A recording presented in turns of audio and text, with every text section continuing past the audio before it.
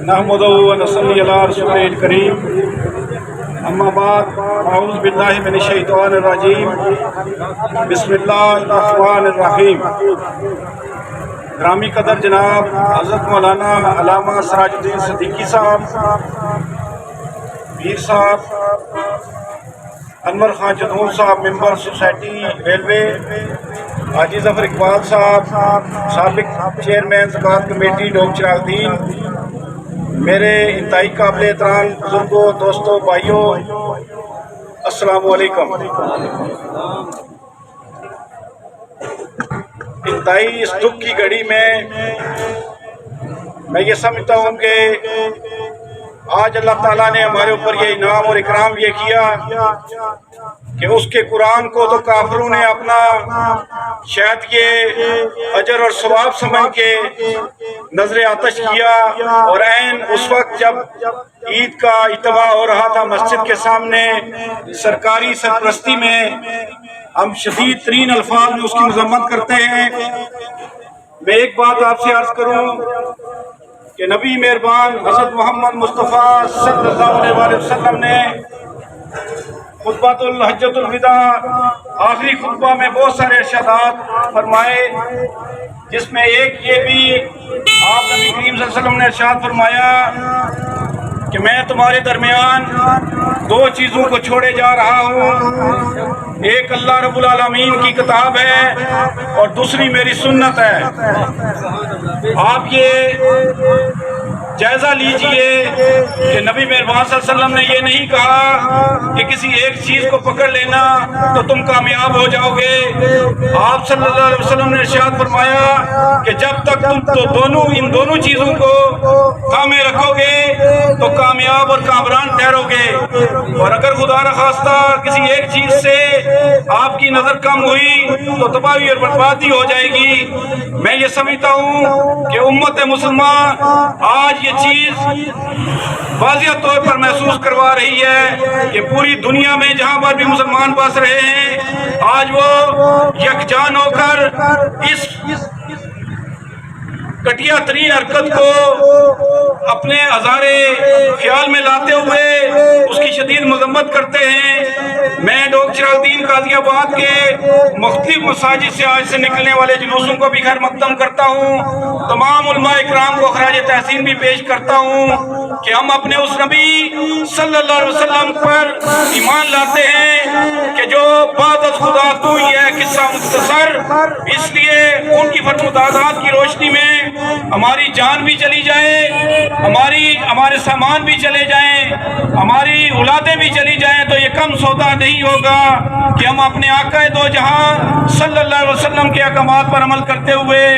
اس مذموم ارادہ رکھنے والے کافروں کو، ان یہود و نصاروں کو یہ پیغام دینا چاہتے ہیں کہ آپ جتنے مرضی یہ ایسی حرکات کرتے رہو، ہمارے ہاں انشاءاللہ مسلمانوں کے سینوں میں قرآن قائم دائم ہے، اور تا قیامت یہ رہنے والی کتاب ان سینوں میں محفوظ رہے گی۔ یہ اللہ اور اس کے پیارے حبیب صلی اللہ علیہ وسلم کا وعدہ ہے۔ آخری بات میں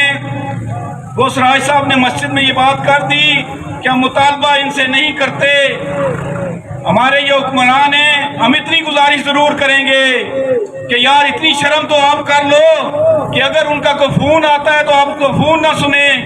اگر ان کا کوئی جہاز یہاں لینڈ کرتا ہے تو اس کو لینڈ نہ ہونے دیں، اور اگر یہاں کوئی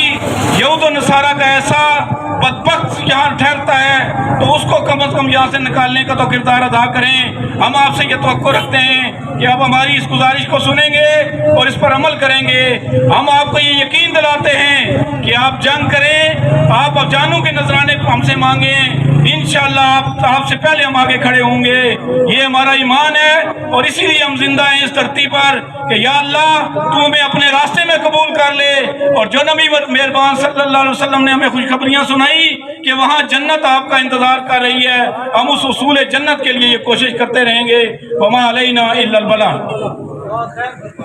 الحمدللہ رب العالمین والصلاة والسلام علی رسولہ سید الانبیاء والمرسلین۔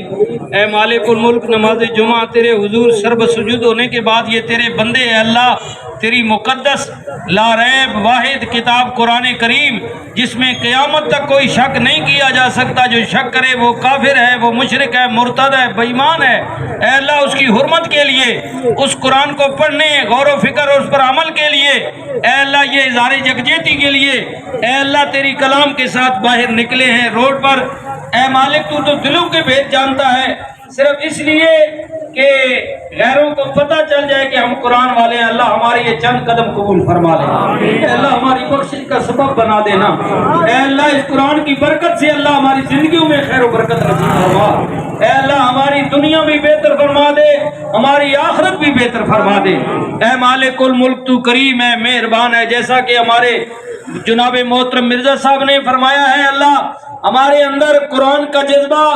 اور شہادت کا جذبہ پیدا فرما دے،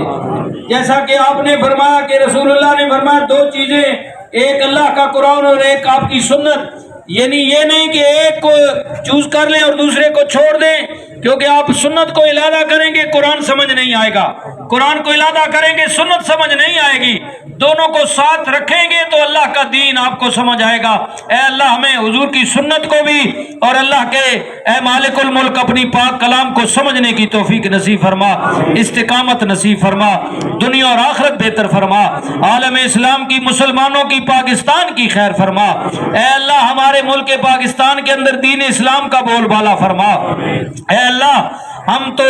ماڑے ہیں، بھیڑے ہیں، کوجے ہیں، اللہ ہمارے اعمال پر نہ جا، ہم تو بار بار وہی گناہ کریں گے، دہرائیں گے۔ 75 سال ہونے کو ہیں اس پاکستان کو، تیری نعمت کو ہمیں ملے ہوئے، اے مالک تو ہی اپنے کرم سے ہمارے اوپر کوئی مجاہد، کوئی غازی، اے مالک الملک کوئی رسول اللہ کا سچا عاشق،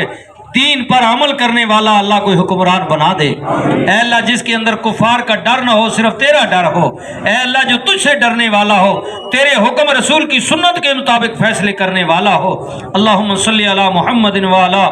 آل محمد و صحاب محمد وبارک وسلم وصلی علیہ اجمعین برحمتک یا۔ تمام مہمانوں کا